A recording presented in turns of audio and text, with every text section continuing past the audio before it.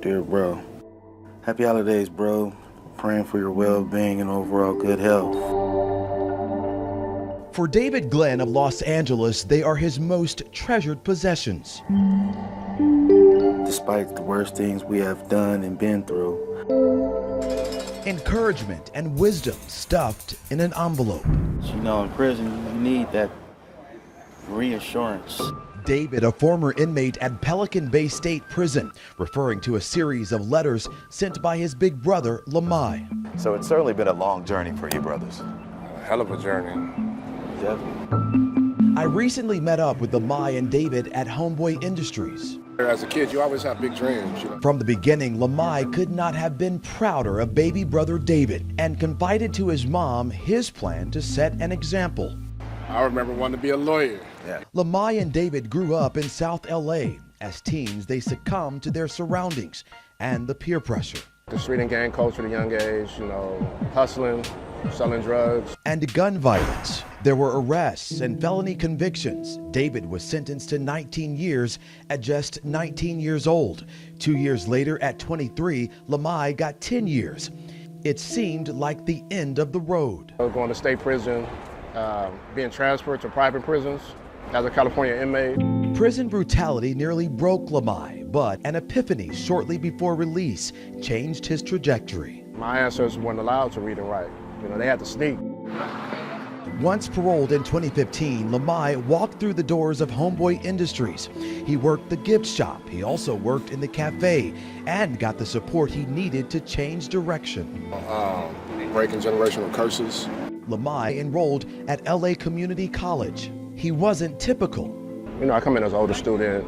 I didn't come straight from high school. Kind of lived life, had, you know, different life experiences. Lami also had a young son. Oh yeah, I'm a father. Lami Jr. was there when his dad graduated community college. Lami then enrolled at Cal State LA. Yet another new world. You know, the whole grind of being a college student, a scholar, you know, writing papers and reading.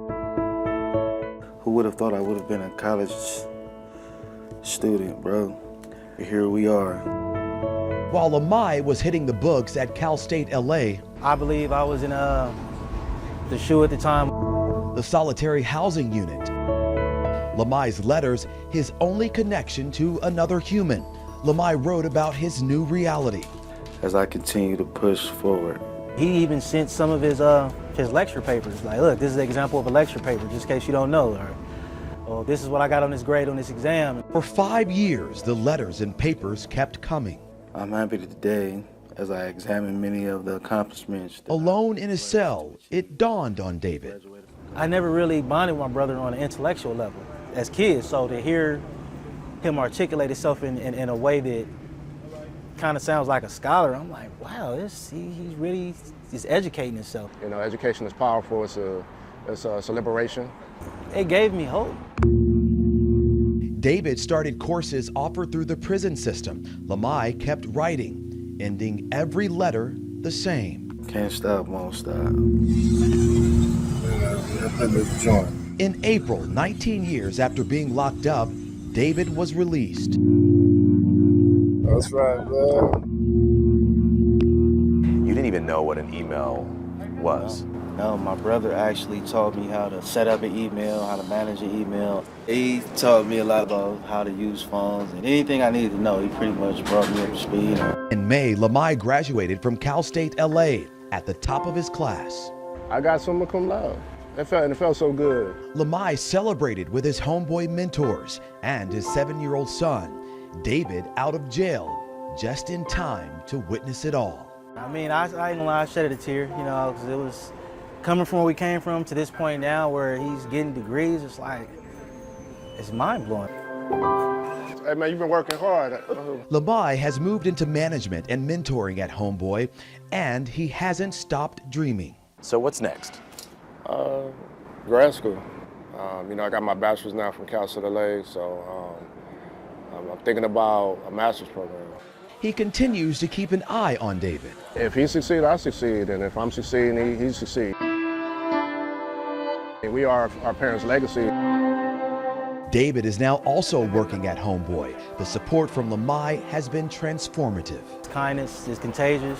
I find myself doing small acts. You know, I open door for people. If I see somebody lost or something, I would try to help them.